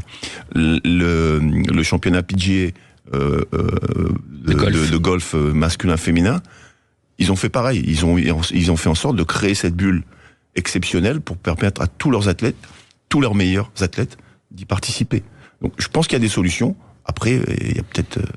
Je pense que la déclaration de Michel Platini, c'est justement pour ça, il connaît les blocages qu'il peut avoir autour de la FIFA. D'ailleurs, il en a été victime de ces petites manigances entre l'ancien président et le nouveau président contre lui pour le retirer de son poste de président de l'UEFA. Il était très réformateur sur pas mal de sujets, et surtout il mettait à chaque fois le sportif au milieu.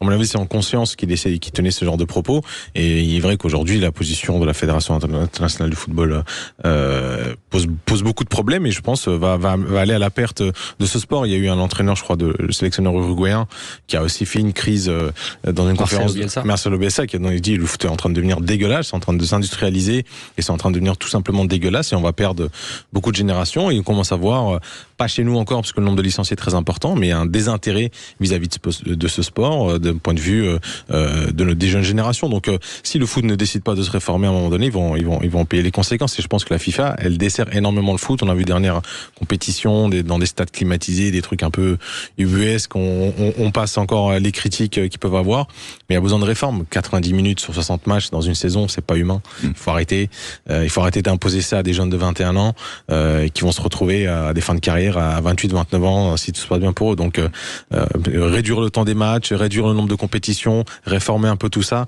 aussi un peu distribuer de façon plus égalitaire les ressources du foot, peut-être aux acteurs un peu plus, pas que les joueurs, pas que les joueurs, mais voilà. Mais il y a des gros chantiers qui attendent ce sport, et si le statu quo continue, malheureusement, je pense que ça va aller à sa perte. Après, il y a aussi des disciplines qui ont pris des vraies décisions. Vous voyez le rugby, par exemple, qui ont décidé de ne pas mettre le 15 au jeu. Très bonne décision, ils ont créé le 7 et ça marche très bien, ça matche bien. Le foot pourrait très bien imaginer, par exemple, c'est un exemple que je donne, de faire le foot olympique comme, le beach foot, c'est ça, beach soccer, pardon, comme sport olympique. On pourrait imaginer. À ce moment-là, il y aurait plus le football sur les terrains plateau vert, et on ferait ça Mais par exemple, il y a du basket 3-3, tout à fait, alors qu'il y a du basket tout terrain. Aussi. Le basket a réussi le tour de force d'allier les deux. Mais je dirais si vraiment ça coince au niveau du football. Ce qui coince, c'est juste en termes de revenus. La FIFA, il y a que ça qui les intéresse. Ouais. Ils veulent pas que les JO prennent trop vis-à-vis du foot, c'est tout. Cathy Fleury. Partir leur fond vers. Je voudrais vous entendre. Ton micro. On a dit il y a que l'argent qui les intéresse. Ben j'ai le sentiment que les Jeux Olympiques prennent cette tournure aussi. Voilà, il y a des choix qui sont faits. À mon avis, qui interpellent. Oui, voilà. Donc on va vers le sport business. On nous porte dans ce sens depuis des années, et on y va inexorablement. Et voilà, c'est dommage. Parce qu'on va expliquer à nos auditeurs, Cathy Fleury, Daniel Sangoumin, Marion Cligné, vous êtes d'une génération où on baignait véritablement dans le sport amateur. Le sport business était encore, on va dire, réservé outre-Atlantique, et beaucoup regardaient ça avec gourmandise en disant mais comment ils y sont arrivés. C'était vraiment une autre époque. Oui. Marion Cligné.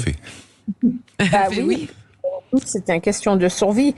Je dormais dans ma voiture, on était 6 dans un Formule 1, je veux dire, on faisait ce qu'on pouvait pour avancer et aller de course en course. On n'était pas payé pour, c'était vraiment une question de survie. On courait pour le passion de ce qu'on faisait, par passion, et puis on grattait à droite et à gauche pour pouvoir survivre, pour faire notre sport. Cathy. Il nous manque tant de trimestres aujourd'hui. Il faut quand même dire qu'on va vers le sport business, mais voilà, il faut être honnête et dire qu'aujourd'hui encore, il y a des athlètes performants qui galèrent pour vivre et pour pratiquer leur sport, et qui mettent une période très importante de leur vie C'est-à-dire quand on s'entraîne toute la journée de 15 à 30 ans ou jusqu'à 35, voilà, c'est la période où les autres rentrent dans la vie active, se font leur place, etc. Donc voilà, nous on mise, on est des sacrés joueurs de poker quand même, on met tout sur la table, voilà. Même ce qu'on n'a pas. Et ça, ouais, même ce qu'on n'a pas. Et ça, aujourd'hui, c'est pas encore récompensé. Voilà. Et surtout, il y a beaucoup de perdants. Voilà. Donc ça veut dire quoi sur l'esprit de l'olympisme dont on va beaucoup entendre parler? La cérémonie d'ouverture, elle est faite pour ça. Il va y avoir des discours, il va y avoir des rappels historiques, etc. Est-ce que cet esprit de l'olympisme, on poursuit notre discussion à travers cette histoire de la place du football dans ces JO? Est-ce que l'esprit de l'olympisme aujourd'hui peut, on va dire, être sauvé, peut être sacralisé malgré tout dans cet océan aujourd'hui de sport professionnel qui se met en place dans chacune des disciplines avec des disparités énormes en fonction des pays, en fonction des sports. Daniel Sangouma. L'esprit olympique de Coubertin, je pense qu'il résiste malgré tout, puisque on a c'est la seule discipline, je crois, où il y a plus, enfin la seule action où il y a plus de pays de pays présents que de pays, par exemple, à l'ONU, je crois. Il y a 200 pays qui vont venir à Paris. Voilà, donc c'est quand 200 même, délégations. C'est quand même une image forte. Au-delà du sport, au-delà des résultats qu'on pourra faire, il y a aussi tout cet aspect-là.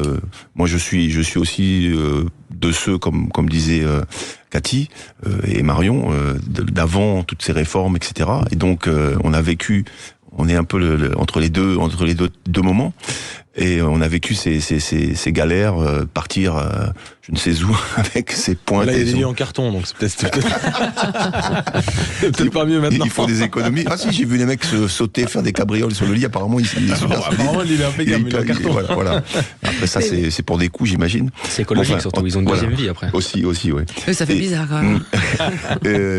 Mais par contre, oui, l'esprit olympique à ce niveau-là, il l'est. Après, c'est vrai que en 84, quand justement le mouvement olympique a pris cette option, ce virage Los Angeles, puisqu'il faut se rappeler que 4 ans plus tôt, 8 ans plus tôt, pardon, en 76 à Munich, à Montréal, Munich, c'était avant. Montréal, les Jeux ont été une catastrophe financière. Pour le coup, les Montréalais ont payé, les Canadiens ont payé le coût des Jeux. Il y a encore une dizaine d'années de cela. Donc, ils voulaient plus de ce modèle économique qui plombe une économie comme ça. Donc, il fallait professionnaliser.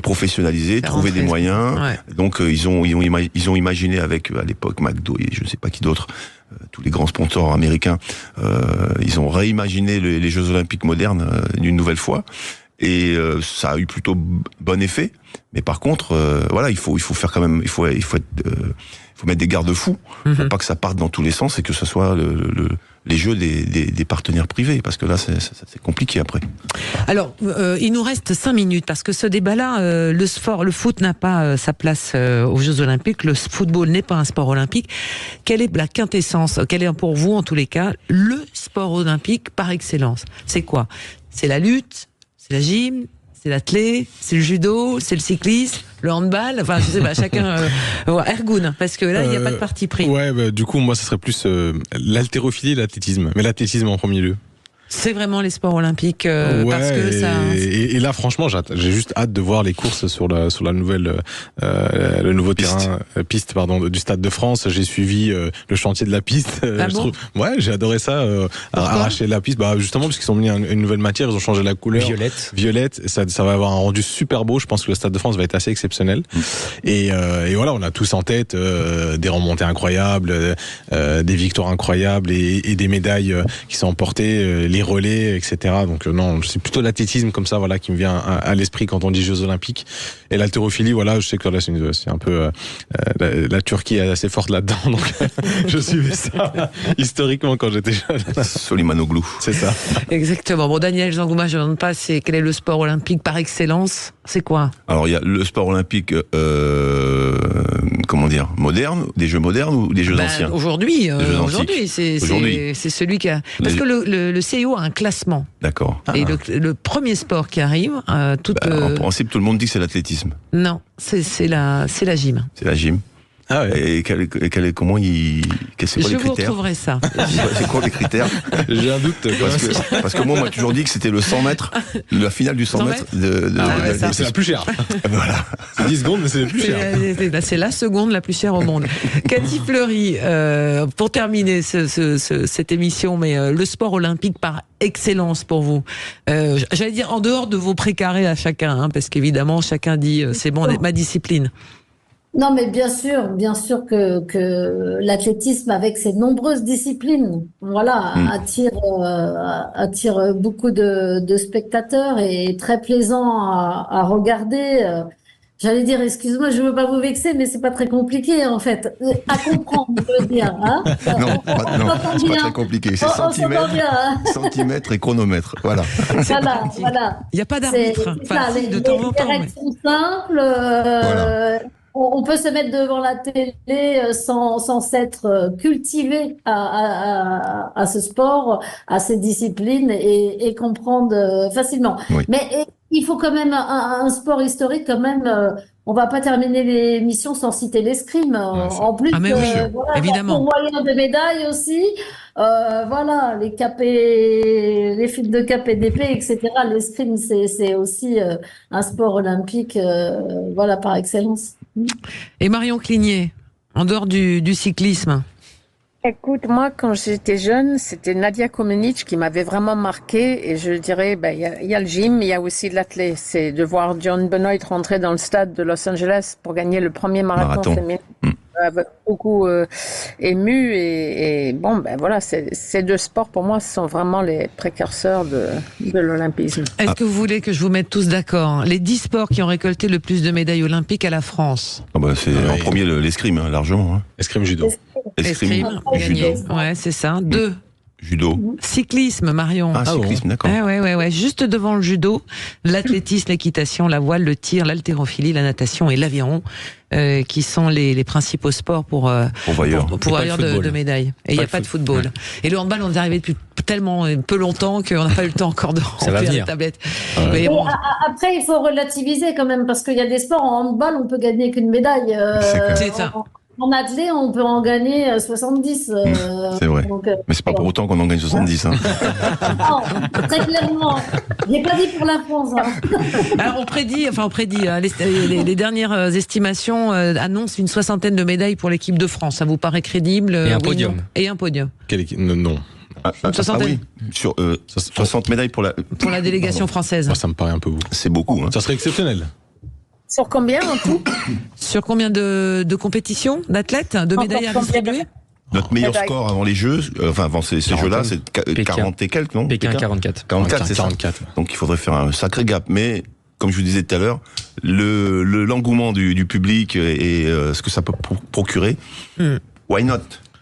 Allez, pourquoi pas? Je voudrais rajouter qu'il va y avoir très peu de Russes, donc ça compte aussi. C'est vrai. C'est pas faux. Oui. C'est effectivement un élément à prendre en compte. Et que des remarques pertinentes quand même. Mais Cathy Fleury, c'est attention. Aiguisé. Merci infiniment, Cathy Fleury, Marion Cligné. On vous embrasse. Daniel Sangouma, Ergun Paslan, Antoine Mazer. Donc demain, ça s'ouvre. Rendez-vous exceptionnel demain pour l'ouverture des Jeux Olympiques. Le rugby à 7 à suivre en intégralité sur Sud Radio à partir de 16h avec notre consultant Johan Huget, nos invités. Bien sûr, on suivra le premier match de l'équipe de France face aux États-Unis. Coup d'envoi 16h30, mais prise d'antenne dès 16h. Et après, on continuera par les JO jusqu'à 20h30 et le match de l'équipe de France face à l'Uruguay en direct du Stade de France, bien sûr, avec notre reporter Clément Arion. Voilà, absolument. Et vous savez que le rugby à 7, ça se joue en 2 fois. Mais non, 2 fois 7 minutes, c'est ça? Exactement. Ça va aller très vite. Ça va aller très très vite. Ça va être spectaculaire. Allez, rendez-vous demain. Moi, je vous embrasse. Merci à tous, à mes vraies voix du soir. Et on se retrouve demain, donc dès 16h, comme l'a dit Antoine Mazer, pour une après-midi exceptionnelle avec le début des compétitions de ces Jeux Olympiques de Paris. À demain. Sud Radio. Sud Radio. Parlons vrai. Parlons vrai. Sud Radio. Parlons vrai.